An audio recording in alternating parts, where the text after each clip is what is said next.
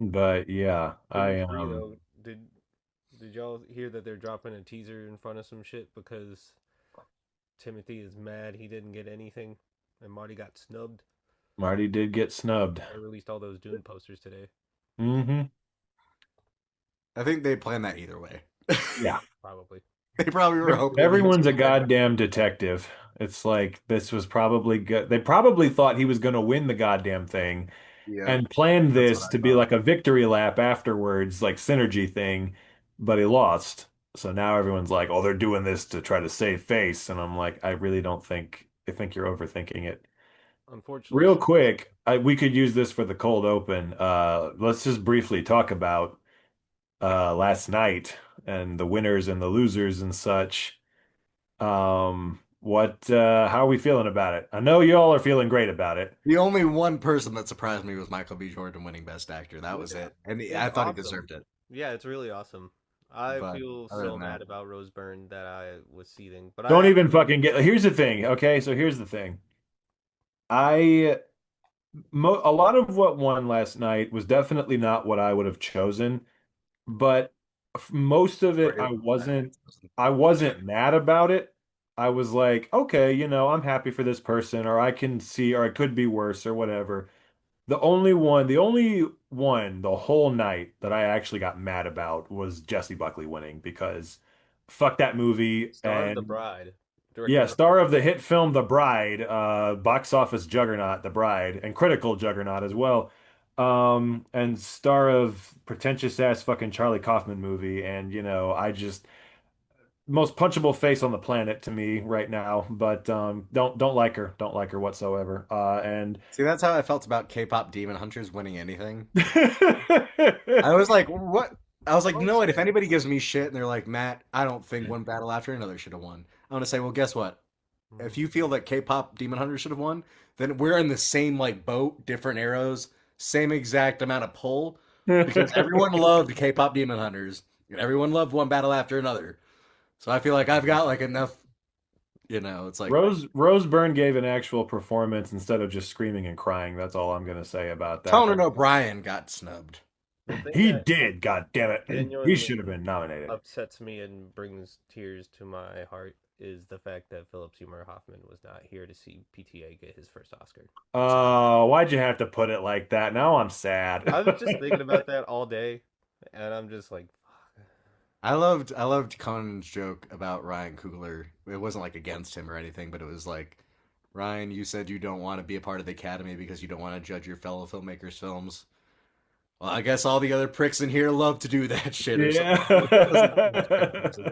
Yeah. Um, I was like, okay, Cohen. He was what being I he was a bit attacky last night. I was surprised. He's usually well, just goofy. well, He 'cause was a little he fucking that crowd was one of the worst fucking crowds I've ever seen at an awards show. They weren't laughing at anything, and I was just like, "What is y'all's problem?" It let's was really let's strange. remember, nothing will ever be what was Ellen DeGeneres hosting. We will never achieve those sublime heights This once was again. much better than that, I'm just gonna say. I was about to say I was gonna I'm say just Billy joking. I'm Crystal or just Seth fucking MacFarlane. with y'all. Those are my two. I mean, Fuck Seth MacFarlane. He's on my shit list right now, and Why? God, because Ted season 3 through 20 should be greenlit immediately. It's not his fault. I don't give a fuck. I was about to say it has nothing to do with Seth MacFarlane. And they are The um, doing an fact that the show animated is Ted so too. good is his fault. They're doing an animated Ted, so I'm okay with that. But I don't give a rat's fucking ass until we get another season of Ted confirmed, and they give us some Muppet ass kind of Kermit Or ass another shit movie. with the I just teddy need another bear. movie.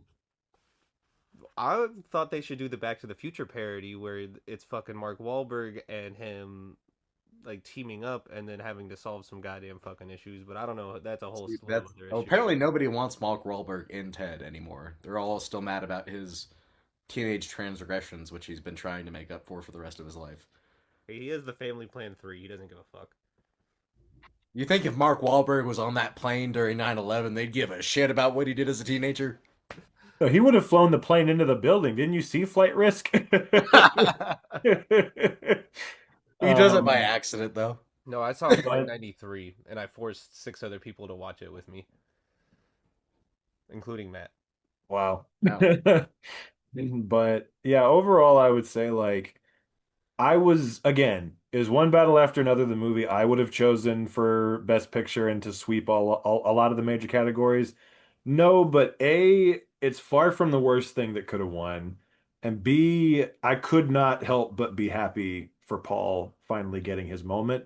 Like I watched all the speeches and watching them call his name for Best Director and like watching him get up there and give that speech. I clapped. I cheered. I was literally just like so happy because he's such an idol of mine, literally one of my biggest heroes. And I'm just like, bro, I don't even care. Like, just I'm so happy for you right now that you get this moment.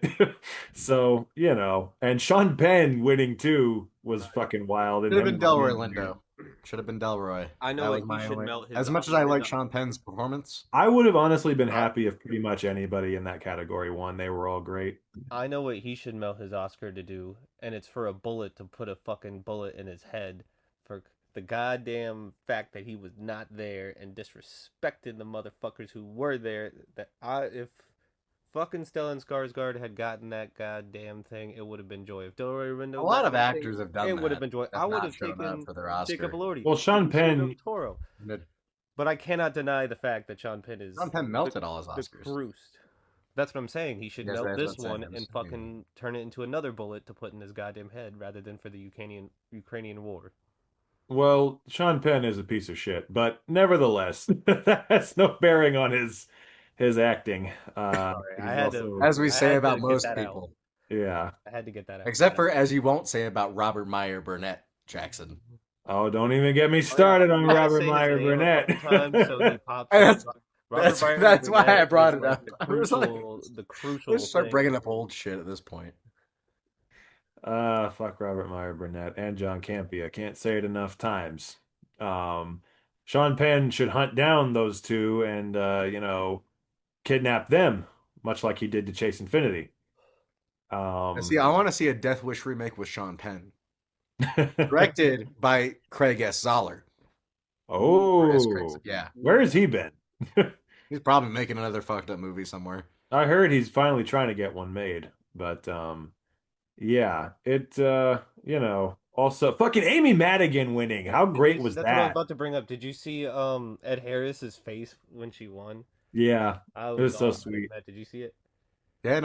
No, I was very happy Just when that happened. that way he They were looked like at such her. a sweet old married couple. He's looking at her like, well, Well, go she up was and so get it. flabbergasted. It was funny because my aunt literally said two things she said before she did. Like my aunt sat there and she went, "Oh, she's shaking a little bit. I hope it's not like a Parkinson shake." And then at one point she goes, "I'm shaking just because like I'm so nervous." And she's like, oh, "Okay." And then Yeah. at one point she was like, "Her and Ed Harris have been together for like ever." And then literally she said that. I was like, "Damn, you were literally calling her lines there." Good shit. But yeah, no, the only one I was really surprised about was Michael B. Jordan. I wasn't really I was surprised kind by of I that was happy. one I was like, "Yes." because it's so weird because it's like if you had told me 2 weeks ago that Michael B. Jordan even had a shot to win that thing, I would have laughed in your face. But then like he gained so much momentum over the last few weeks.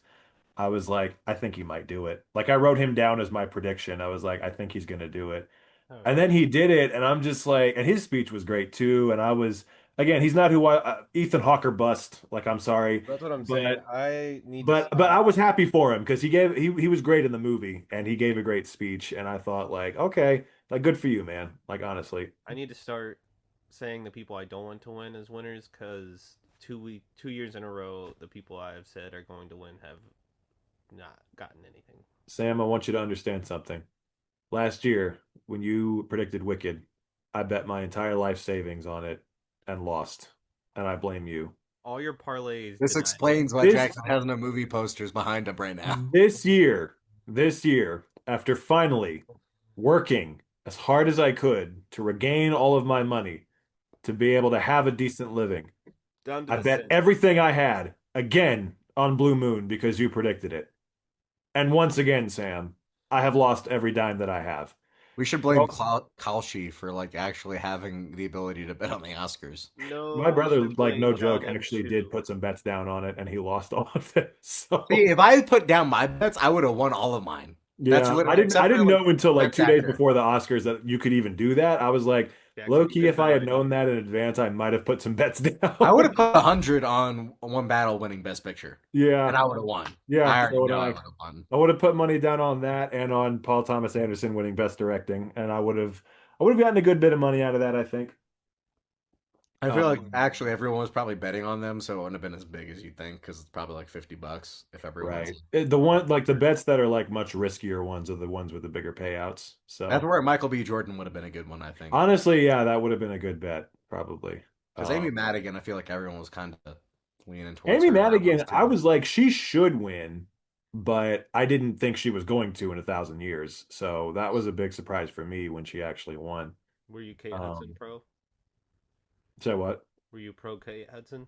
I was pro her being nominated, not, her I was pro winning. her getting hit by a fucking car again. All right. I haven't even seen the movie. I just know. Yeah. Yeah, I'm gonna take a three-piece with the boss sauce Picture this. and some macaroni and cheese. You just ruined the fucking punchline. Sorry. Are you drinking paint today, Sam? I'm drinking paint today. That's the point. That's the point, and that's what makes me so fucking mad about this goddamn movie. It's the point. How do you hate this movie? I don't think about him in this movie. He doesn't exist, that fuck. That fucking fuck. I am still here for it. Your co-host, Mr. Workman, will not be joining us this week, for I have destroyed him for all time. That's terrible. Can we call it the Foreskin 20 episode? I'm fucking done. 3 for 3. Now that's really cool. Welcome back, everybody, to another episode of 3 for 3. I am your host this week, Matthew Patterson. I'm joined by my two lovely co-hosts, Samuel Holler and Jackson Workman. What up? How you This week, doing? we have no theme. We are just rolling on 3 crazy-ass movies that, for once, have nothing to do with each other. There's not even one movie that coexists with the other, in a certain sense. Sam's trying to find one. Yeah, I can see it in his face. He's trying to find I one. can see the gears You turning. cannot connect House of Yes and LA Confidential, Sam. Yes, I can. Or Dreamgirls. I can connect all 3 right the fuck now. Don't challenge him, Matt. I can already think of a way he can connect them, but they don't The biggest stretch because- is LA Confidential, but I think There's not Okay. Dreamgirls and LA Confidential, Sam, just because no, they're but all there's an cut to look like execution in all Dream. 3 goddamn movies, you motherfucker. Wait, Wait, what? what? There's an execution in all 3 movies. LA Confidential is the crime scene where they get taken out back and executed. House of Yes is about JFK with the assassination. And then boom, Dreamgirls, you got the Martin Luther King Jr. assassination. Suck on that, bitch. I feel like the Dreamgirls one's a little bit of a stretch because they don't actually show that happen or even talk about it, but Well, They do kind of talk about it a little bit, but it's and not he a has the that record one's more of a with the stretch. speech. I would say the stretch is LA Confidential because like there's no real assassination in that movie, like of a political figure, as you were referencing. Fair. That's my stretch. But I will figure out one in the process of this episode. But yes, we have 3 different movies for you this episode. And all 3 movies, I think, are bangers in their own right, in their own way. House of Yes was probably the biggest stretch I've had to go for, but it was interesting nonetheless. I've only seen the poster for that one. My apologies in advance. Which? My pick this week would have been much different. Well, Sam, I think your pick, Cheers, might be the first one. Oh god damn fucking Christ. Alright. But yeah, Sam, go for the House of Yes. Or the House of Oh my Oliver God. Stone's JFK. So you know what they say when you're born as twins. When you're holding your twin brother's penis as you are coming out of the womb, per medical record journal. The thing Hey, it's because we're the same size, bruh. as Sleepaway Camp has taught us, yes you are. But yes. So you You are one of three things. You are Parker Posey. You are the twin sister of Josh goddamn Hamilton, the goddamn motherfucker. And three, you are not only one of the top number one fucking people to have all and any knowledge of Jackie O. Kennedy. You are the number one Jackie O. Kennedy impersonator to the point. Impersonator. You are the number one impersonator to the point that you believe that you are Jackie O. Kennedy because you know deep down in your heart you're Jackie O. Kennedy. And you are destined to be with JFK. And so it all begins during a hurricane where your twin brother is coming home with his fiance. This isn't how I remember dinner. a Rocky Horror Picture Show. Fair. Very fair. I thought for the first half of this movie, I was like, it's Honestly, kind I of think it takes place around the same time as Rocky Horror Picture Show. So, because it's 20 years after the assassination of JFK. And you are going to witness the family trauma, the relationships between siblings, because you have goddamn motherfucking Freddie Prinze Jr. as the youngest son, who has a very complicated relationship with Josh Hamilton. And you got fucking all sorts of shit going on. You got Tori Spelling in the mix. Sam, do I have a fever? Yes, you do, my friend. Because this Jackie O jacks me off to the utmost degree that I felt myself Jackie O. And when that bullet is shot, my Jackie O-ness comes out. I Jackie O'd a couple times during this movie. It is labeled as a horror comedy. That's not what I was. Which is not what I think it is at all. On Amazon Prime, it said a raunchy, racy comedy.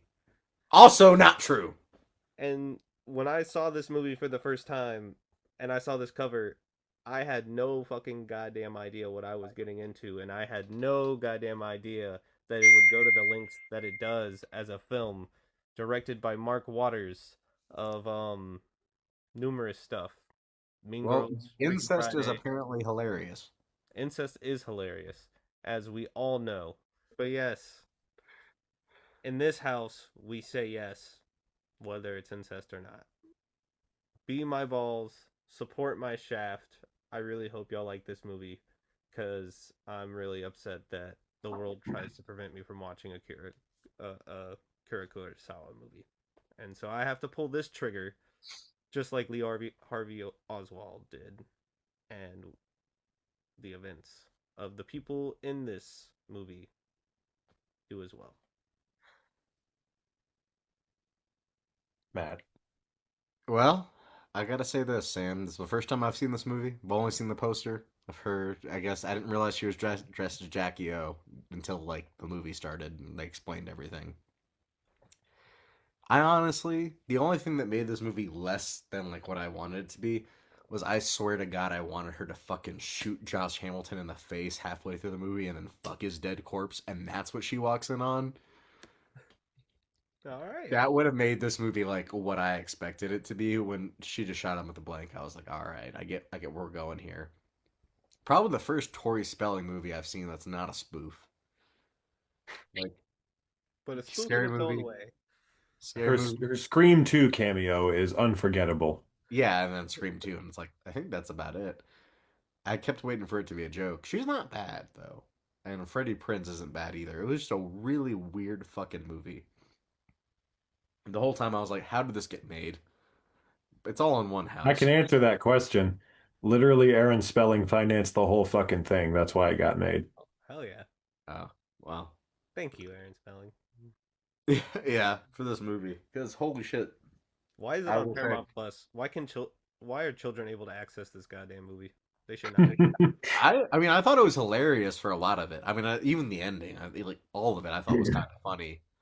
I'm not gonna lie, even her shooting herself, I kind of laughed at. So once you just kind of succumb to the dark humor of the movie, you just there's no endless pit of how what is funny. But From it's the a get very go. weird one. I will say that. I had a good time with it. I'm glad I saw it finally. But was I expecting any of this? No. That I had know that they were going to be fetishizing John F. Kennedy Jr.'s assassination? No. But hey, House I of Death. watched it anyways. So, Jackson, I will let you take this one away. I'll take Well, you. let me I'll tell let you you take it something. far away. Let me tell you something, Mr. Patterson. I did know exactly what this movie was going to be about because, as you may or may not recall, Sam talked about this movie on the old podcast back in the day, and that was the first time I'd ever heard of it. And I remember literally him describing the plot of the movie to me. I was so shocked and taken off guard. I'm pretty sure I had to leave the room for a second. Just because it sounded so fucking batshit crazy the way he was describing it, and I was like speechless at the time. So I was pretty prepared going in. It was honestly a lot tamer than I thought it was going to be. But maybe that's just because I already knew what was going to happen. If I didn't know that there was going to be a scene where Parker Posey and Josh Hamilton fucked each other while recreating the JFK assassination, I might have been a little bit like, what the fuck is going on? But I did know. What I will say is I was very curious because Sam had mentioned it so long ago. And I was like, all right, I finally get to see this thing. What's it gonna be? Um, I had a fun time with it. I really did. Is it the greatest thing I've ever seen? No, but I liked it. It was weird and funny and, very, very bizarre. And Natalie Portman wishes she could give a performance this iconic as Jackie Kennedy. She fucking wishes. This is the one that should have been So nominated does for the Talia Oscar. Shire, apparently. No, Talia Shire wants to be Lyndon B. Johnson. Never mind. I gotta fight my cat. You remember God that one, damn, Jackson? Matt. God damn. You remember that? You remember that joke, Jackson? I do remember that joke. You cut right there.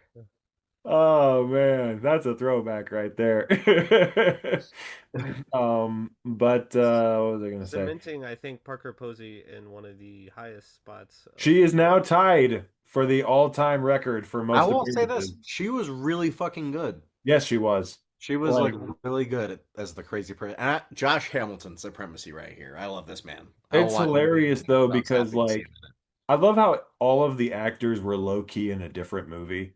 It's fucking hilarious. Like in it. It's so true. Parker Posey is in like a full blown comedy in this movie, and then like you've got Tori Spelling who's in a full blown drama, and like Freddie Prinze Jr. who's like kind of in both. And it's like I don't know, all of them are treating this like it's a completely different movie, and I kind of love it. But no, Parker Posey, who I love to death, and I'm glad that we've had her on so many times, particularly this season. Was so goddamn funny in this part. I mean, just so manic and crazy. Every time she walks into a scene, I'm just like, oh my God, what is she gonna do? She's just gonna do some crazy shit. But yeah, interesting fucking She's got story. normalcy, like in her veins. I can't remember the word. Oh yeah, Hey, don't that's what she Normalcy, says. whatever's do Yep. like not say sane, pulsing through my okay? veins or something. Yep. Do not say sane, because she is not sane. No, But she's neither is clearly the mother, not because she sane. has to tell the children every fucking few minutes. By the way, The, the, we had a conversation a while back about the worst mothers we've ever had on the show. Genevieve Bujold is in the Hall of Fame for worst mothers we've ever had Hey, on the show. she reminded me always toggle the little knob on the toilet so it doesn't make that noise. Because ever since that lizard got flushed down, it ain't the same. Yep. But yeah. I'm just like, the reason that we're in this scenario is because you're a fucking awful mother who's spoiling the shit out of your children. And that was also a wild ass line where she's like, "You think I'm crazy or you think I'm this?" Is like, "No, I think you're just spoiled." well, geez, if you're going to start telling the truth, then I'm going to bed or something like that. I'm And like, so oh, there this are is... some good fucking lines hmm in this movie. Uh, I can't. I'm trying to. There's one that like I just had in my head and I fucking slipped, but I swear to Why is that God. so good? Freddie Prinze Jr.'s arc, that was honestly the biggest plot twist in the movie was when they revealed that he's not a virgin. Yeah, And it's just like, oh, I was his first. And he's like, yeah, right. And I'm just like, oh my God, what a plot twist. He's just a fucking weirdo. That's kind of funny. he's dealing with the young child syndrome because he doesn't know what it's like to hold your twin brother's cock coming out the womb, according to medical journals. Yeah, no, this movie Um, was wild. So I'm kind of glad. I'm very glad you picked it, Sam. Thank you. That's what I'm gonna You say. know, it was one of those yeah, I'm glad things. I finally saw it after all these years.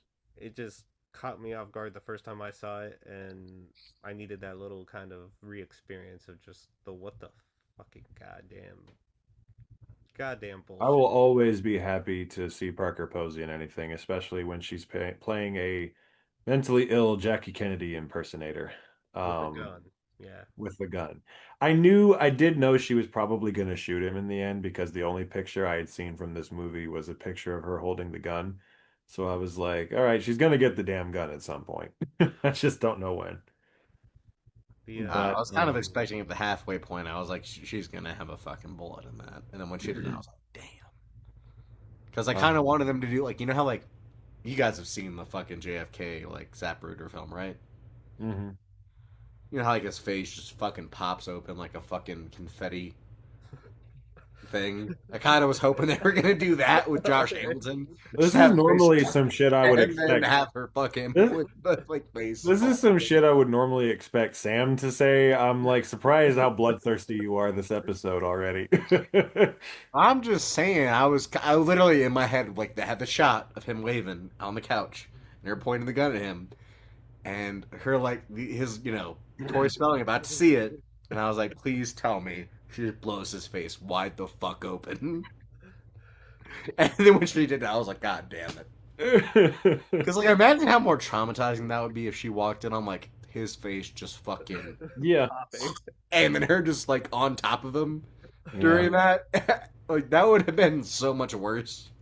I also have to say, it seems like Parker Posey and Sam are very similar in the sense that they freaked the fuck out about a cup of water not being right. She freaked out about the seltzer water. Thank you. I was gonna point that out as well. So I guess Parker Posey can relate. But yeah, I also just like I gotta say the it reminds me of another season three movie, The Day Trippers, in the sense that it is the directorial debut of a kind of underrated director who went on to do some classic comedies later on, Mark Waters in this case, who Shout I out. think is a very underrated director. Mean Girls and Freaky Friday forever.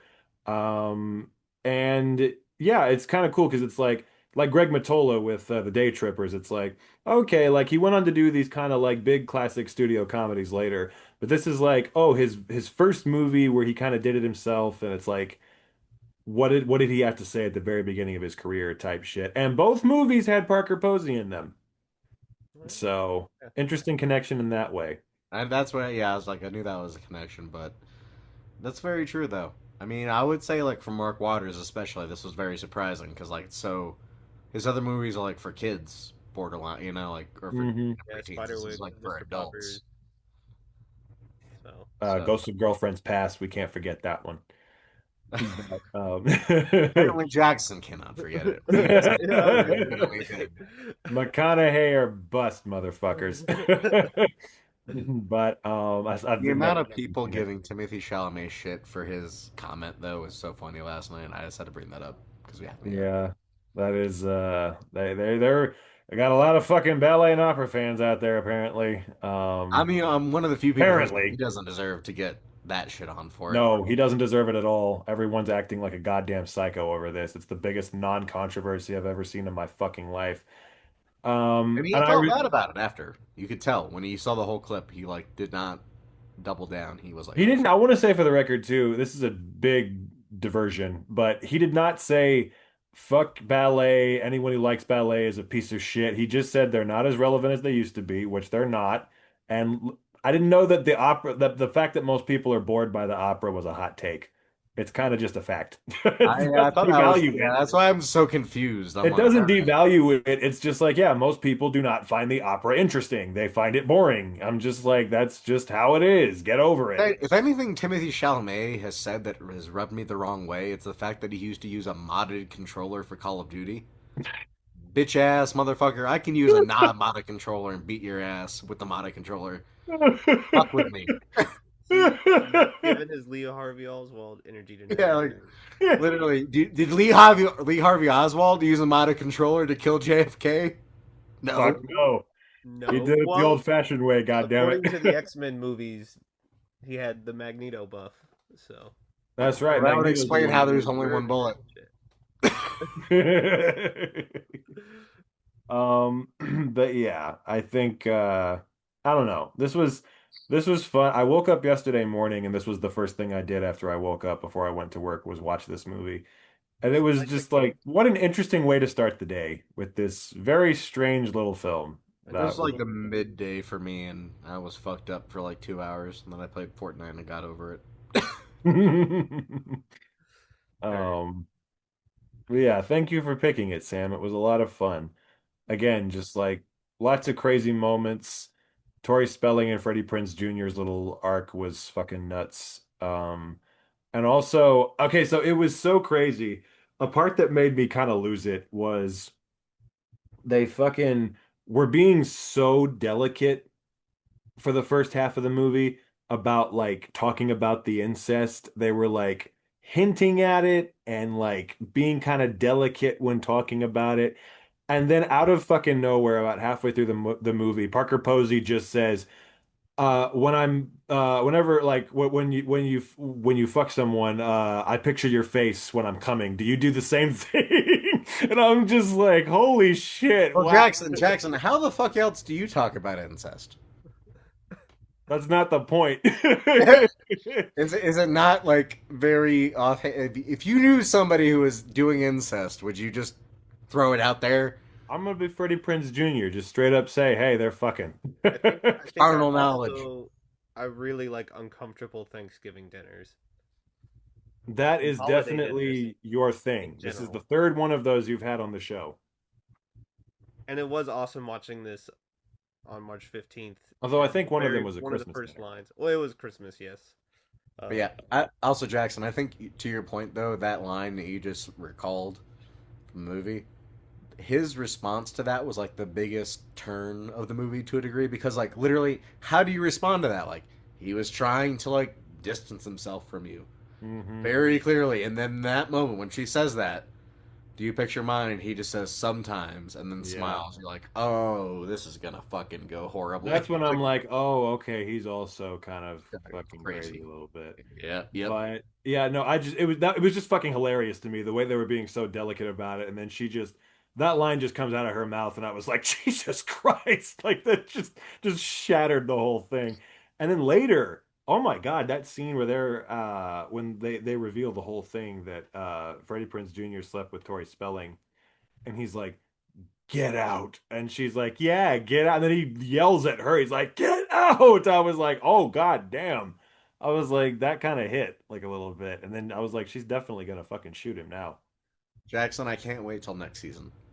I'm gonna pick a movie that's gonna piss you off so much, and it's gonna have Josh Hamilton in it. Other than the Josh Hamilton part, the rest of that is definitely nothing new for me. Are you sure? No, actually, it's not because it's literally I'm picking my Comet. Like, this is now I know that Comet pissed you off. I'm picking this movie. That comment pisses me off. Comet. Yes, and also Parker Posey's in it too. Oh, you said common. I thought you said comet. You know, now that I know that Comet pissed you off, and you, Sam, I'm Comet. picking another movie that I Comet the think is going movie. to piss you Okay. guys off too. Okay. And it's got Josh Hamilton and Parker Posey in it. I see. I will say, Matt, you have had an impeccable track record this season so far. Like you I've low been doing good. You low key had kind of had like a 99%, an actual 99% run this season, like a little bit. I thought I fucked up two at least.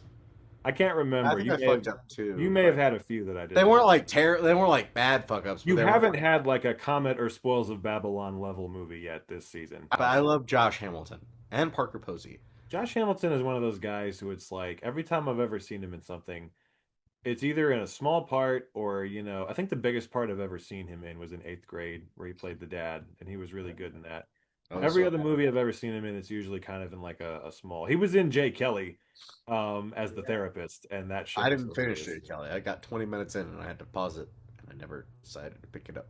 It's not worth finishing, don't worry. But I he knew that this movie was right though, even though it's a Thanksgiving movie. When one of the first lines of dialogue is, "It happened at Ides of March party," and I was watching it on March 15th, so I was like, "The Ides of March are upon us," and there you go.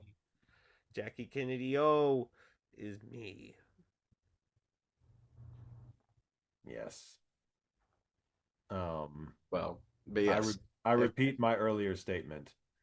Natalie Portman ain't got nothing on this. I'm sorry. Well, Beautiful Girls will be another movie we choose at some point. Oh, that'd be a nice one to see again. Well, so okay. So if we don't have anything more to say about the House of Yes, then I think I have the next movie we should move on to, unless there is any objections. I As love long as Parker you say Posey. yes in this house, we're Gucci.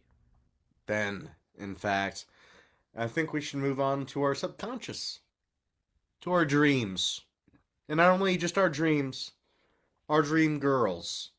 And in that case, Jackson, I think you should take over as your pick this week is Dreamgirls. The ironic thing is Parker Posey is my dream girl, but I guess we'll have to move on from her. And not Jennifer Hudson, who is a real woman, Jackson. Honestly, Loki, Jennifer Hudson can get it as well, but that's a different conversation. But yes, my pick was Dreamgirls, and it is a big deal, me picking this movie. It's my first Bill Condon movie that he's directed. I've seen several that he's written, but never one he's directed, so I'm glad to finally get that off the list.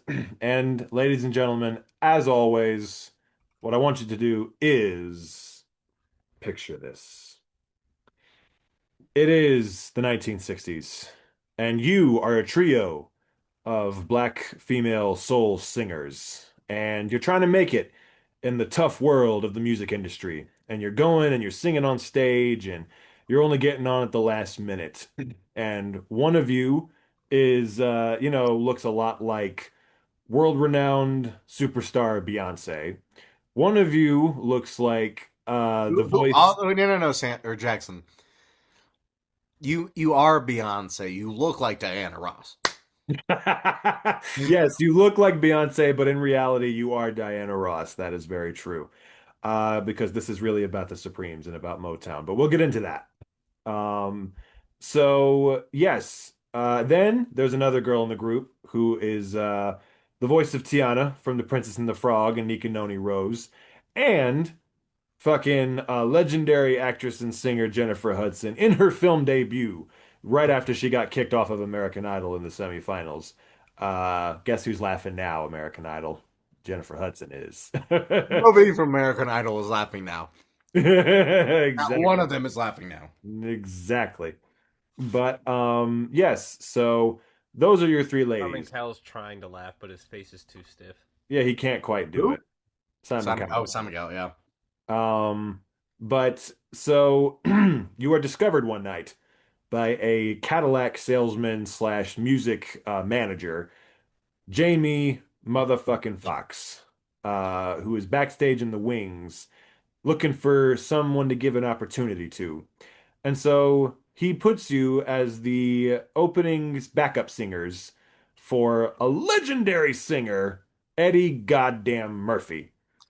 Um, and so you ride that wave as much as you can, but then you grow too big for Eddie Murphy's shadow.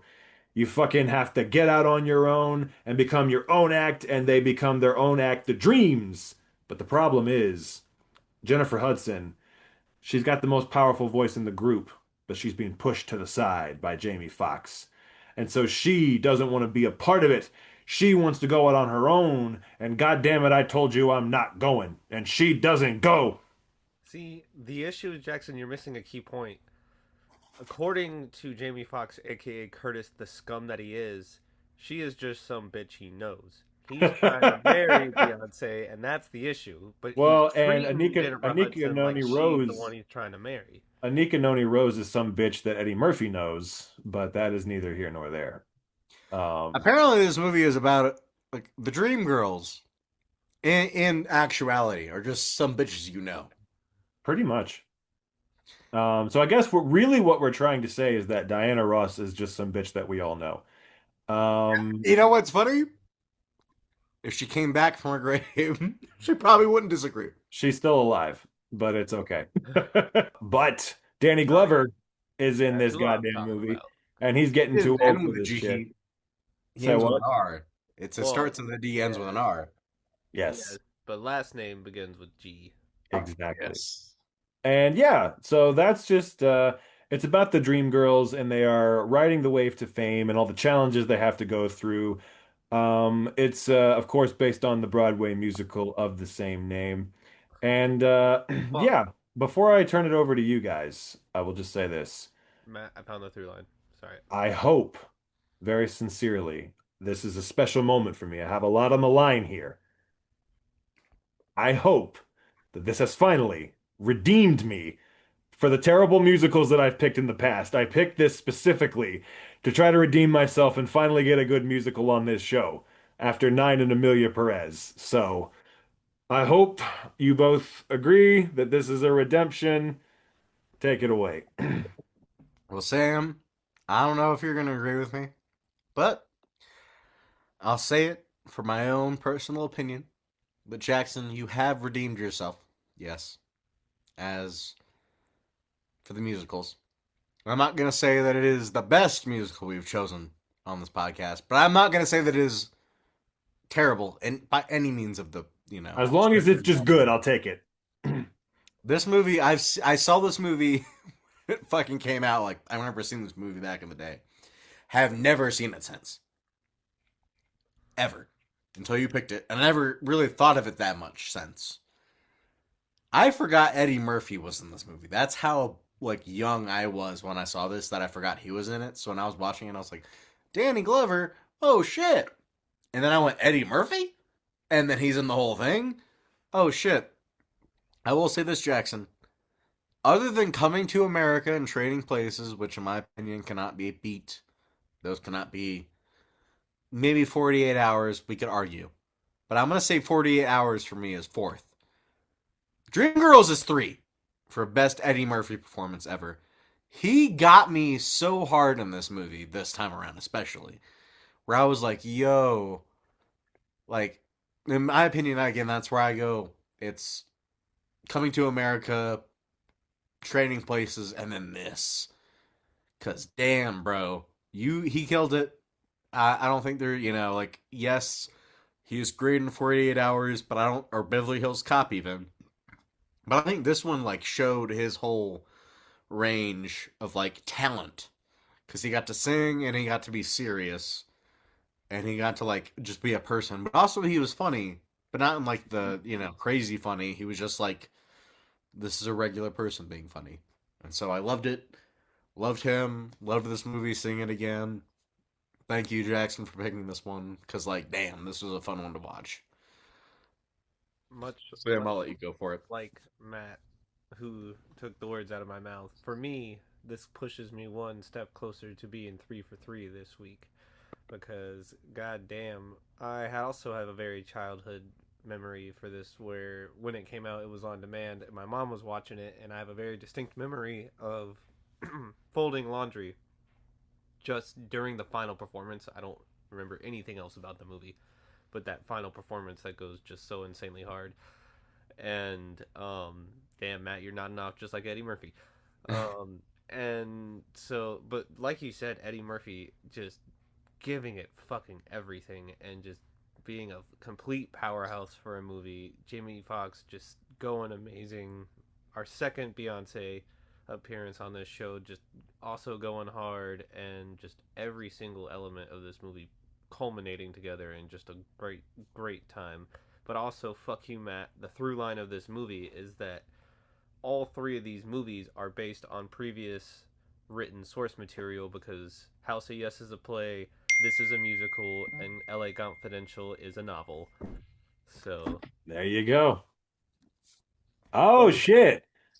I thought that was the DVD from a distance. That's I the did book. too. That's cool as shit. Yeah. Wow. Um, but that I can't tell you how much this means to me. I would like to thank the Academy. I would like to thank all You the people finally who did it, helped Jackson. get me here after a year and a half of having to wear being the guy who picked nine in Amelia Perez. I can rest easy.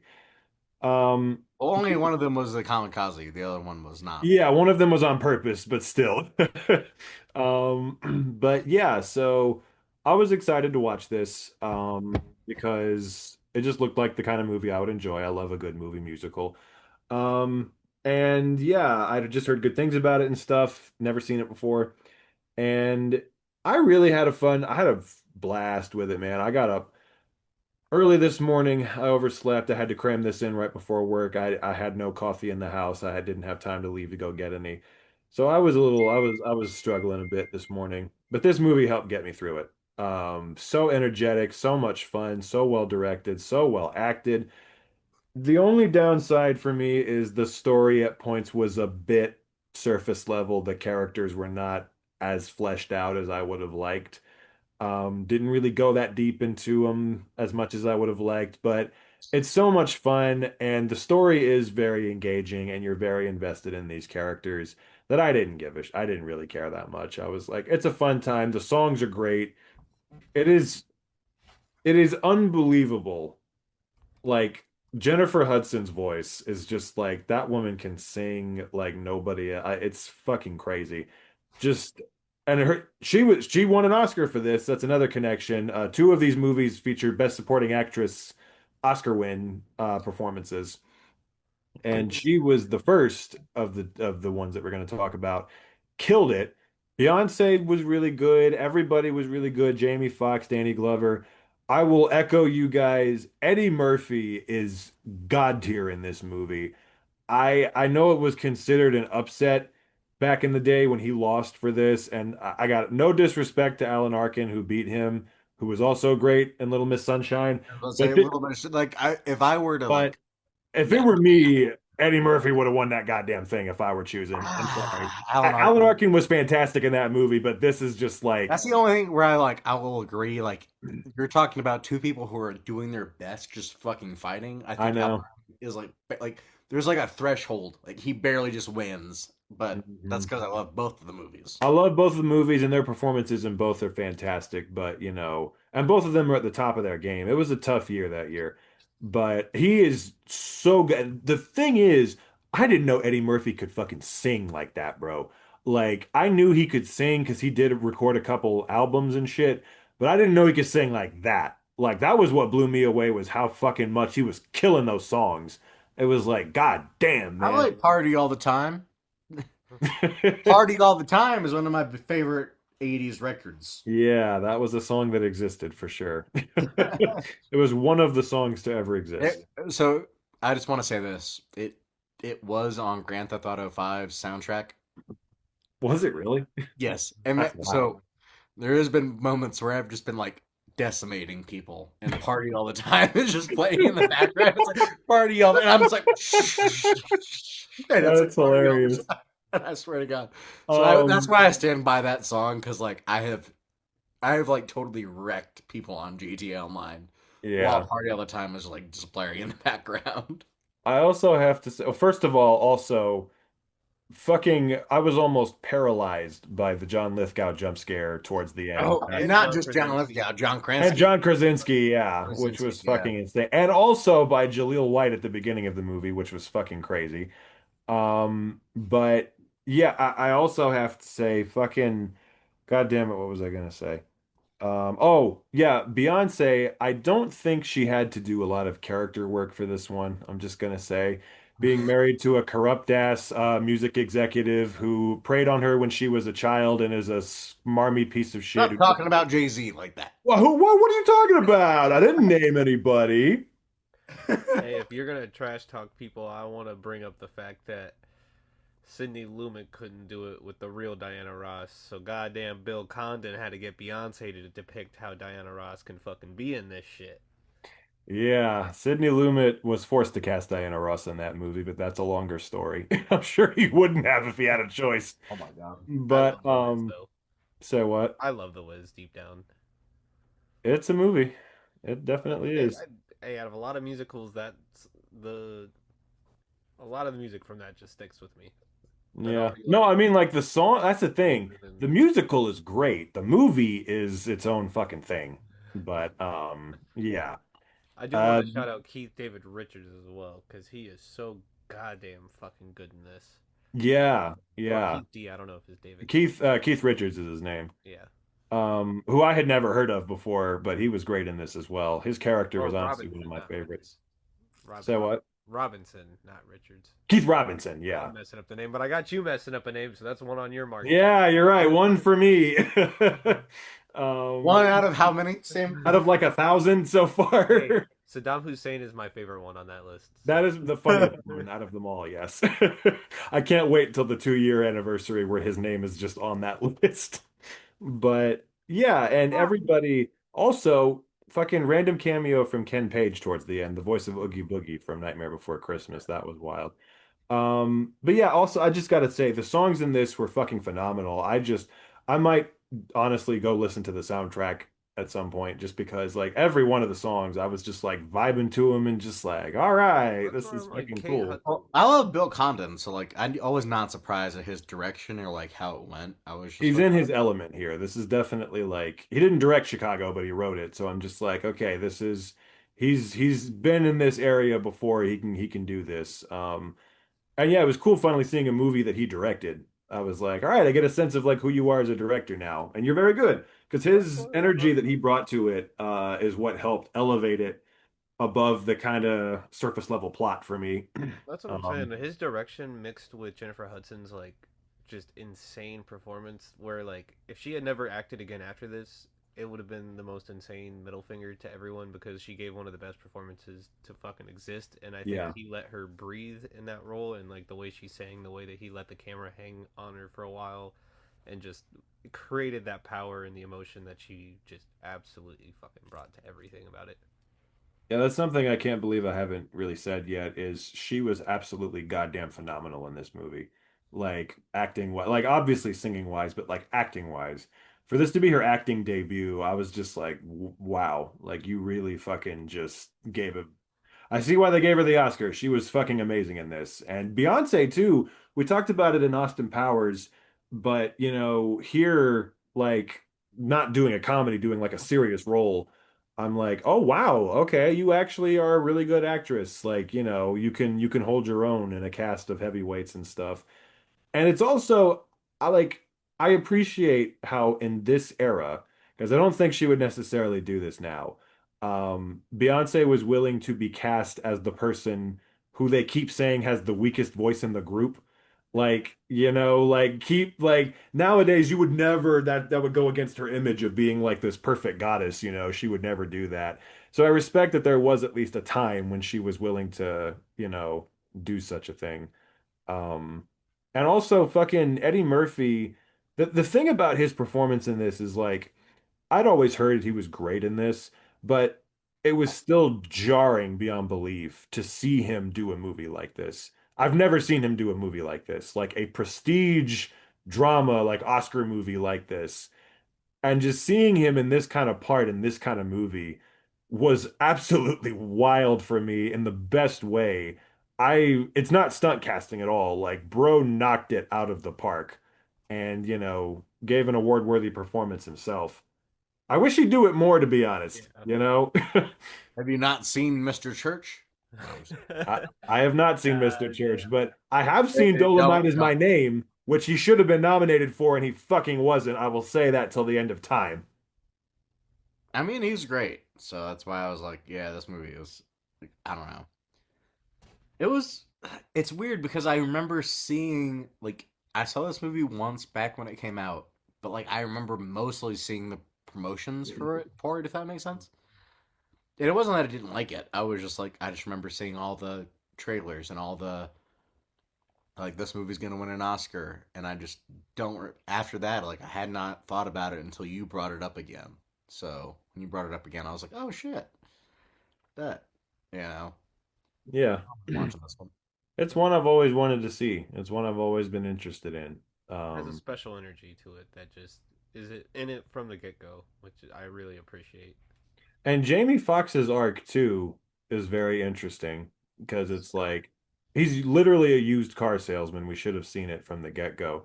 But that's the thing is I'm just like from the minute he first Second appeared rate on snake, is screen. that what he gets called? Yeah, a second-rate snake. And then I love that line where he's like, "You're still just a second-rate snake," and he's like, "Shit, at least I'm first-rate," or something like that. Like I'm first-rate. Like, but it's wild because from the second he first showed up on screen, I was like, "Oh, he's gonna be the bad guy." Like, I just know he is. And then like they make you think like, "Oh no, he's not. He's gonna be the good guy. He's gonna be like Eddie Murphy and Danny Glover are more like the villains, and he's the one that's gonna help them." But then it's like, "Oh no, he is the bad guy." And Eddie Murphy and Danny Glover kind of go through like redemption arcs a little bit, and you kind of feel bad for him in the end. Actually, Danny Glover more than Eddie Murphy. Eddie Murphy kind of was still like Yeah. realized he was a piece of shit. But I guess with Eddie Murphy, you feel bad when he dies. Especially It's when he like, plays the song for Jamie Foxx, being like, "I changed my sound exactly like you were talking," and he's like, "This is not what sells." And then Jamie Foxx turning around and being able to like make money off of him post his death, because that's when it's his music finally sells and all this yeah. kind of crazy shit. So That Yeah. was just that scene where he's all excited about the song and then just again, without even saying anything, Eddie Murphy's acting, just that look of just heartbreak on his face when he tells him he can't do the song. And then he just gets the drugs out and I'm just like, ah man, like poor bastard. But yeah. It 'cause he was trying, you know, he was trying to do something different. He was trying to make music with like a message behind it and shit. And like, you know, be a bit more serious. And then Jamie Foxx is like, no, this shit doesn't sell, you know, like fuck you. You can't do this. it's so funny. And honestly, the part of the movie that kind of just like where I hated Jamie Foxx the most, where I just like I like almost gasped because of how fucking just evil he was he's just like sitting at the table with Beyonce and he's like, "You want to know why I chose you to sing the lead? It's because your voice has no fucking personality other than what I put into it and shit." I was like, "Oh my God, like wow, you Praying fuck." you'll always be 16 to me, baby. Yeah. Yeah, That's what a what this line is. So that was. Yeah, hey, Like I said, you can't tell Sam, me Jay-Z's never said that to her before in his life, but you know, I digress. I was gonna say, Sam, if you're looking for a connection, it's that moment and then the moment in House of Yes when she's like, how do you always remember me?" And he's like, well, you know, when you dressed up as you held Jack my cock Kennedy. coming out of the womb. I want to see the Beyonce Cleopatra movie. I'm Mm. here for it. Fuck you, Angelina She Jolie. can still do that at this point, honestly. Fuck I'd still be here for it. goddamn. Yeah. She who shall not be named. Well, Give me Beyonce. Elizabeth Taylor. Yeah. we've No, lived I was in the talking House of about Yes. enough champagne to fill denial. And also, this is a connection to a previous movie, The Last Dragon, because of Barry Gordy. Yes, yes. That's basically who Jamie That's Foxx is. yep. I mean, yeah. Apparently, I read that too, and I was like, hell yeah, we've connected. We've connected some things. It's all connected on the 3 for 3 podcast.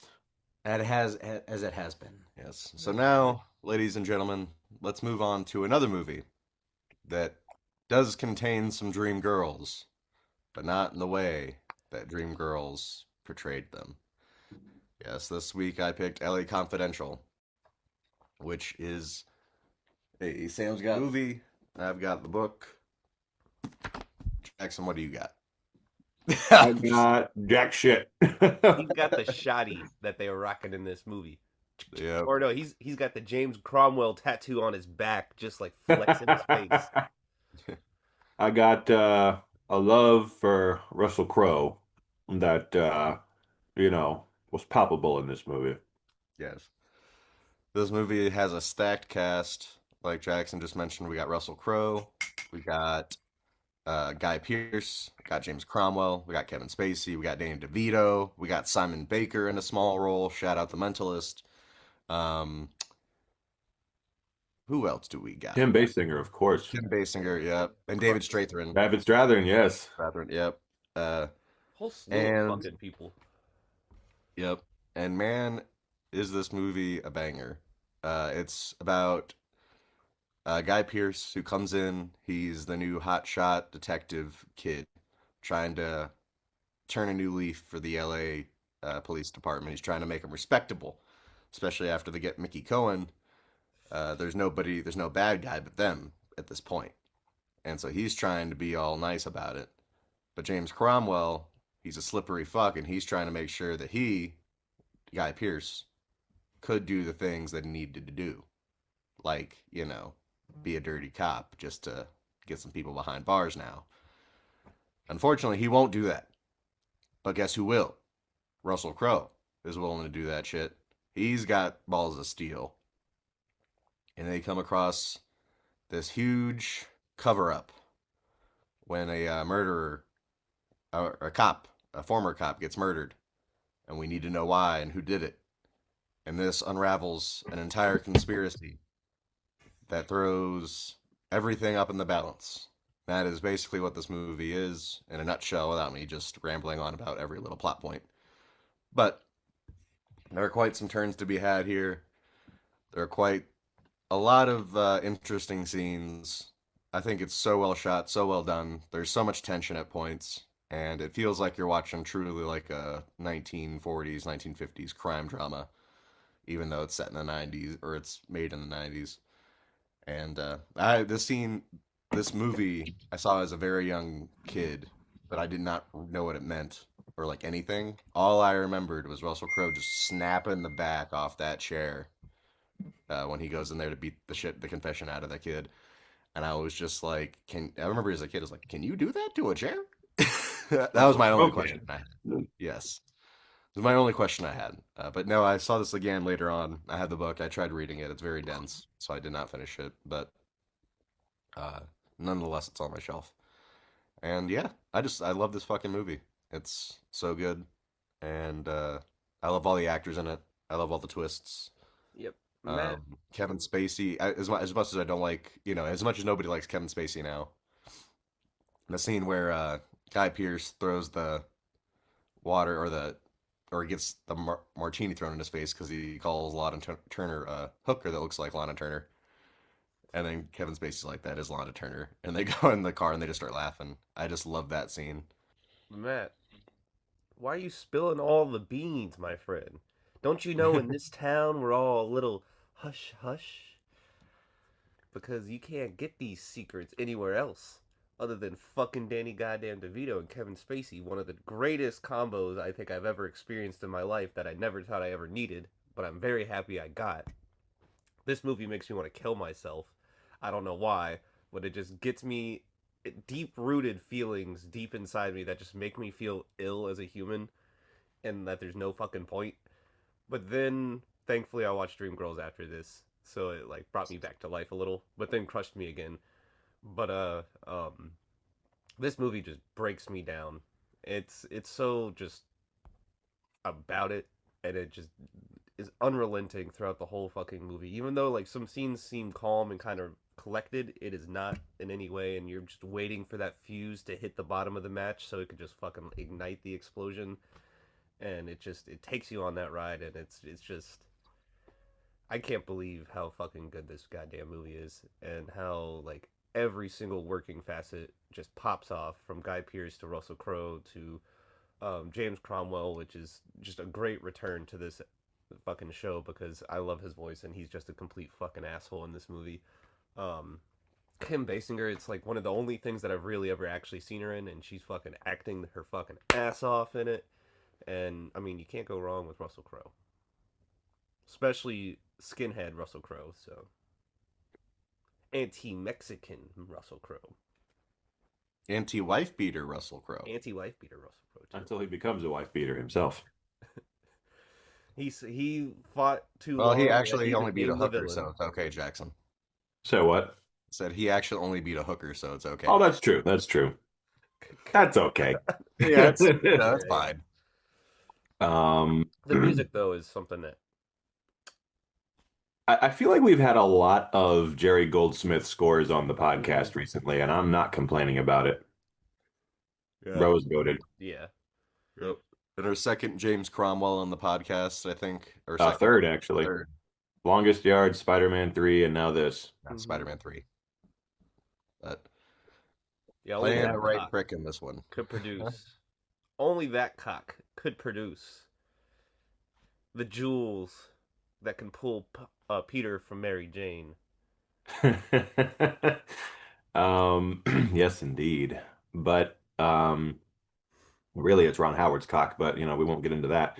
Um, but yes, this was, man, you want to talk about like the list of movies. This was damn near at the top of my list of movies of like, how the fuck have I not seen this yet? I have been for years and years and years wanting to watch this movie. And for whatever reason, I just never did it. So when you picked it last week, Matt, I was very, very happy. Because I was like, fucking finally, yes, I'm gonna get to see this movie. Because it always seemed like it was something that was right up my alley that I would love. I've always heard it's amazing. So I sat down and watched it, and by God, I was right. What a fucking movie. What a great fucking time. I mean, just absolutely immaculately well made from top to fucking bottom. Just like the screenplay, it won the Oscar for best screenplay, and I can see why, because it reminded me a lot of Chinatown with like the super intricate fucking plot, and the conspiracy and the mystery of it all.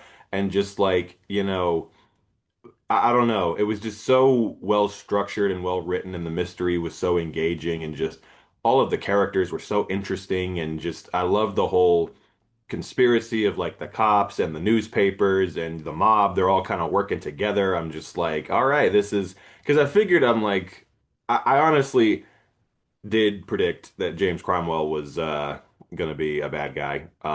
So I wasn't like, because when Kevin Spacey goes to his house, I was like, yep, I think he's in on it. I think he's working with David Strathern and they're pulling some shit together. So I saw that coming. What I didn't see coming was him killing Kevin Spacey in that scene. So that fucking shocked me. I was like, "Oh my God." I was like, "Oh no." That was very upsetting. Because one thing I love is, all of the characters end up being different people than you think they are, kind of in a way at the beginning.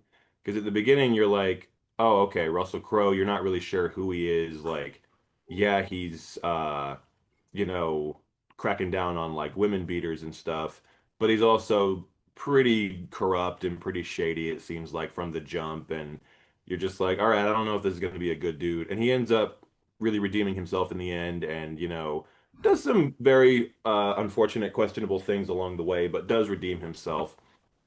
Guy Pearce, I couldn't really tell at first. I'm like, is he really like a goody two shoes, or is he just acting like it and really he's just kind of obsessed with his career? And it was both, but he also kind of ends up redeeming himself in the end, like realizes like, oh, I made this all about the glory and I should have made it about actually being a cop and doing what I'm supposed to do. And then Kevin Spacey, who's like super corrupt in the beginning, ends up kind of having the biggest redemption of all, like, really trying to do the right thing and help the dead actor who was murdered and, ends up dying in the process. So I don't know, it's kind of nice the journeys everybody goes on.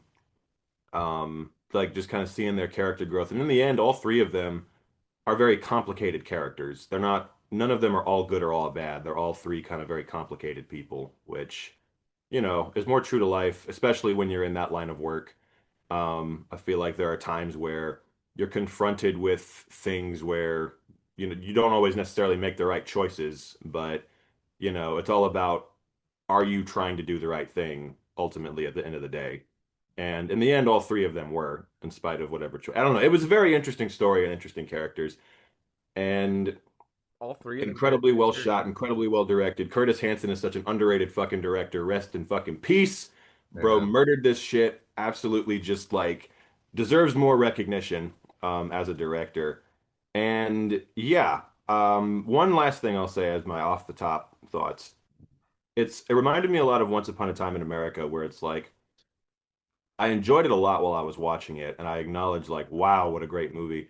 But it's also one that I want to rewatch at some point because the plot was so goddamn intricate.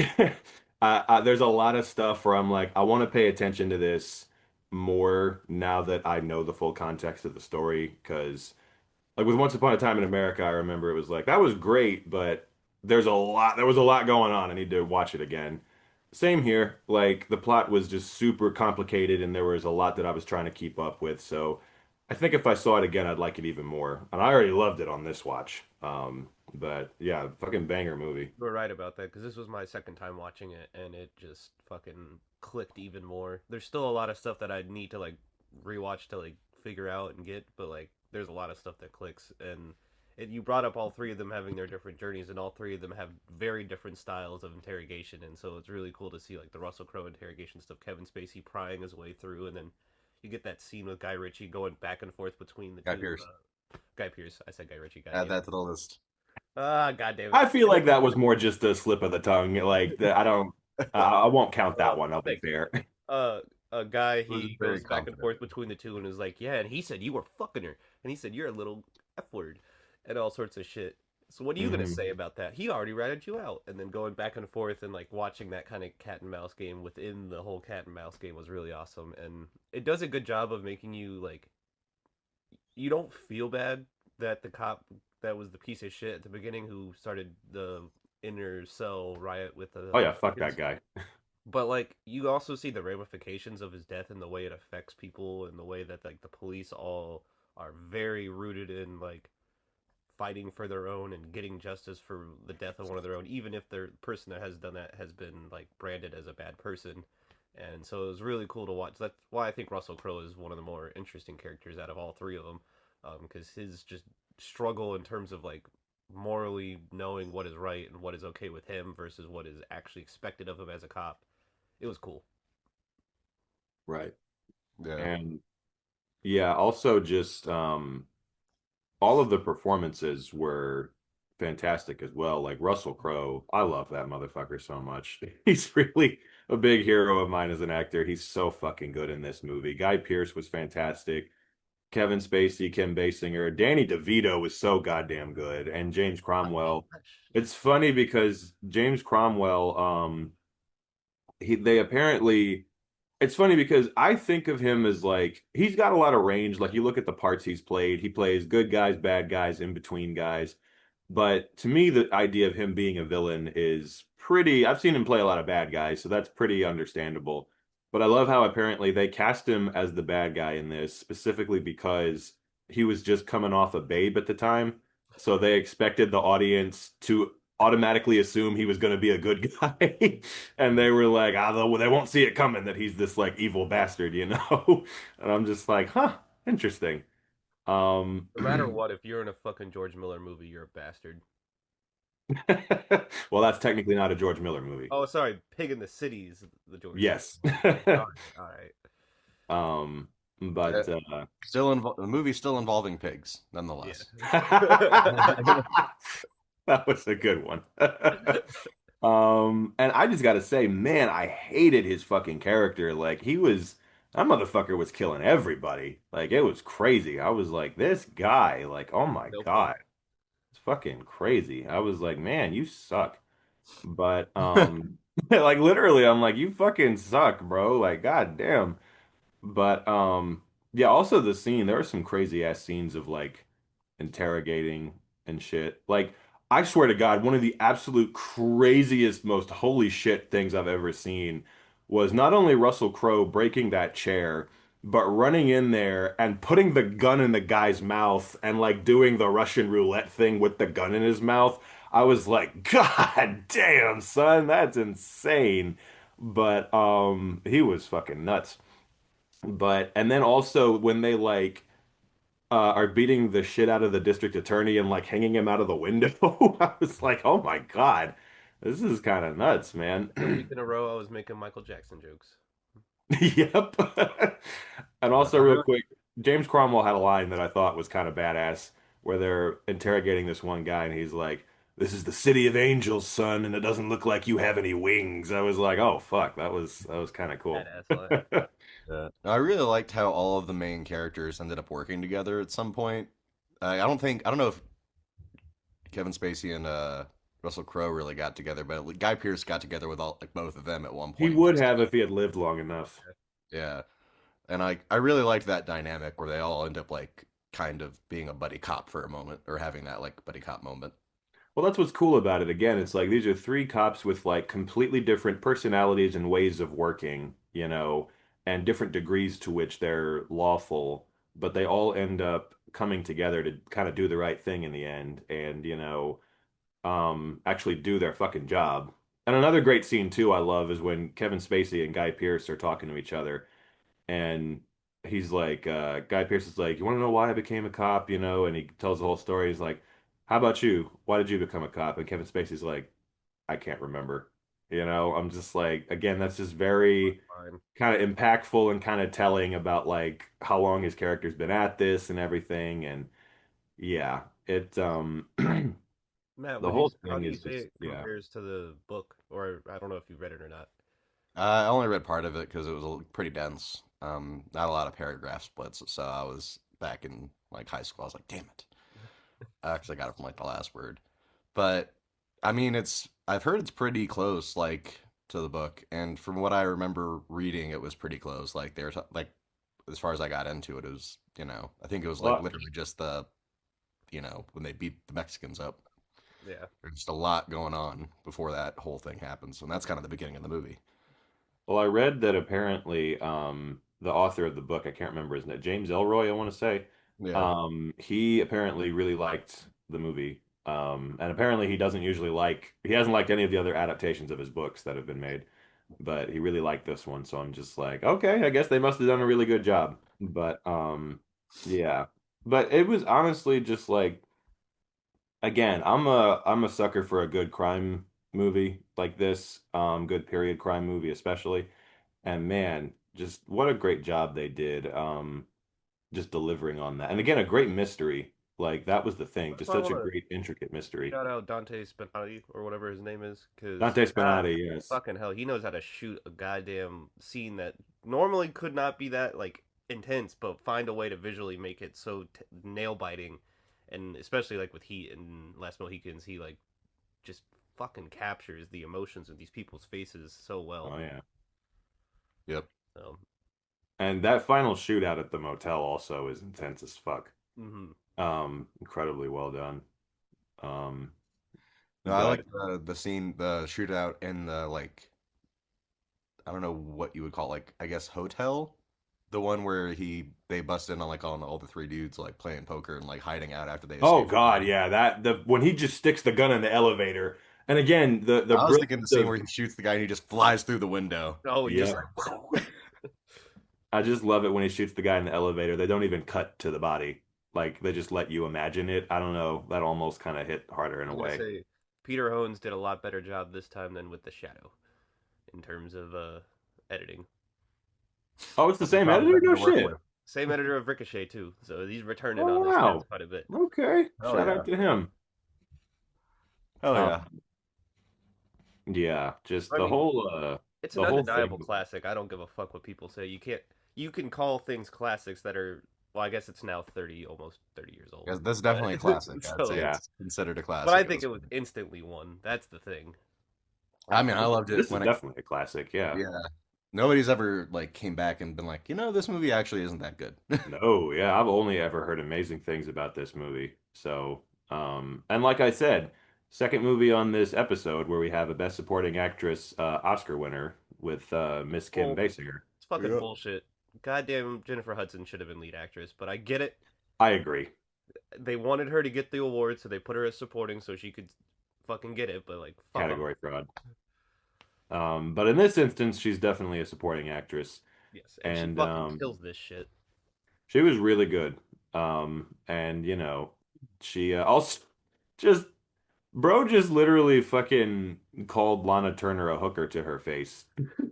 Yeah. That was the funniest shit ever to me. And again, I just love that scene where they just get in the car And Kevin Spacey just starts laughing, and then just Guy Pearce just starts. They just like kind of laugh about it in the car. Like that's so, I don't know, funny. I'm glad they took a moment to like show that afterwards. It was kind of nice. Yeah. It made you mad Kevin Spacey got shot because it's like, damn, I wanted to see all three of them like, Team up. team up. And he was just getting out of his oh, I just forgot the word. Whatever it's called when you're like a has been or a washed up kind of Hmm. cop. His suspension, I guess, Not or his yeah. decorated, but it starts with a D. Fuck me. I don't know. I got a D for Kevin Spacey. I'll tell him that though.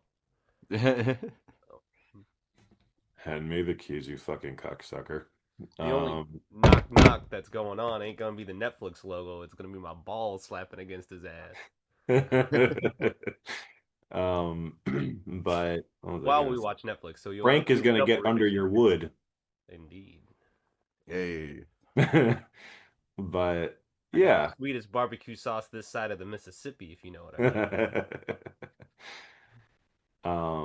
But Call just him like that. K-Bar the way I'm gonna plow him like that fucking subway train.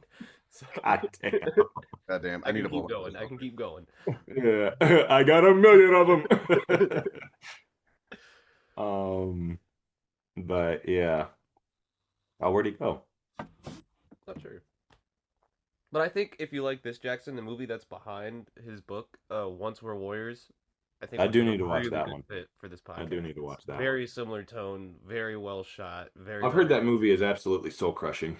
It is. Yeah. Yeah. It is. Um, but I don't know yeah, why this fucking movie makes me feel so sad inside, but I guess it's because it's just so. because there are Makes me parts feel that are sad. very upsetting. Yeah. Like when It's James one of those Cromwell just ones. starts fucking killing everybody, that upset me. So Yeah. I don't know. It's one of those ones that kind of inspires me as like a filmmaker. I'm like, yes. It's not one of those ones that's so good that makes me like not want to make movies. Because there are some of those that are just so good. You're like, why the fuck should I even bother? I remember that But was how we all felt when we walked out of Interstellar. yep. I was like, God damn, what am I even doing? Yeah. Literally. But this one's more like, oh shit, hell yeah. You know. For me, it's the shot when Guy Pearce gets in the car and Russell Crowe's on like the court steps, and it's just the shot of Guy Pearce in the car, all like fucked up at the end and riding away, and it's just You like the mean sense. Russell Crowe in the car, all fucked Yeah, up? yeah, yeah, yeah. Sorry, sorry. Sorry. Um, I was You're kind on of happy thin to. ice, Sam. You're on thin ice. it's the only moment that I feel like you get a sigh of relief or a sense of like calm. Yeah. Whole Yeah. entire movie. I mean, it's like nice that does get, he gets the girl Russell Crowe does, even though she, kind of hugs Guy Pearce for a second. But there's like a little love triangle going on, Yeah. but not really at the same time. I mean, yes and no. And, it's like, When it's just boy, something that you know. Russell Crowe was pissed off when he saw those pictures. That shit was. That scene of him just breaking into Guy Pearce's office was one of the most tense scenes in the fucking movie. I was just like, oh my God, he's gonna kill this man. Yep. But nope, just threw a chair out the window. As Russell Crowe has probably done in real life Yeah, I was multiple gonna say. times, I know. I if was we're gonna say being honest. This there's time he's there's a unhinged, but he deleted doesn't scene where need the the chair just 300 kills pounds three to make people. it. I didn't hear what either of you just said. I said there's a deleted scene where the chair just kills somebody. I Yeah, said that'd be hilarious if that just wasn't scripted and he just threw it out the window and it hit somebody. this time he's unhinged, but he doesn't need 300 pounds to do it. Exactly. Ooh. That's a movie I still want to see. You should watch it. It's fun. It looks fucking hilarious. But yeah, I'm very glad you picked this, Matt, because like I said, out of like all the movies that I've like been wanting to watch that I hadn't seen yet, this was pretty close to the top of the list. And it delivered. It was great. It was just wonderful, and I can't stress enough how underrated of a director Curtis Hanson is. I mean, this right here is a classic. 8 Mile is also a fucking classic. Those are two just iconic ass, super well made movies. I haven't seen Wonder Boys yet, but I've heard that's a great movie too. I would like to see that at some point as well. I mean, all different movies too. It's not like he, makes the same genre or anything like that. He just hops around, does what he Yeah, like has. this and 8 Mile are drastically different movies. I'm like, wow, bro can really changes spots if he wants to. Okay. Kim Basinger's in both movies, Oh yeah. You should but watch The River Wild with oh, I forgot he did direct that. That's right. Yeah, that's another one I've heard is good. Hmm. But yeah, David I'm Stratford. glad I got to show it to you, Jackson, because I feel like this is a movie everyone needs to see. So. Indeed, indeed, indeed. Yeah, and fucking yeah, great, great ass time. Yep. Well, if that's all we have for LA Confidential, I think that wraps up this episode of 3 for 3. We're glad you stuck around and joined us, and go and vote in the polls for your favorite movie. Are we Throw a 3 for comment 3 in this week? there. Oh, I think Yeah. we are 3 for 3. Yeah, I am. I Most think certainly. we are Not as much as unequivocally I 3 could for have 3. been, but I am very 3 for 3. Indeed. And so, yeah, go like, subscribe, interact, and we will see you next week with another round of movies. Like Big always. Fuck you next week. I'll tell you that much. Oh. Fuck you to the Academy. Yes. That's what we should call it, is the Fuck You to the Academy special. That's basically what next week is going to be. Pretty much. Join us next week for the Fuck You special, and who knows? We could be telling the audience "fuck you" too. Bye, everybody. Bye, everybody. Thicker than Kevin Spacey's cock landing on that table, going knock knock, bitch. God, knocking on my asshole, saying "Get in, get in." Okay, now I want to hear just all of the jokes you've got. It's just coming on the fly.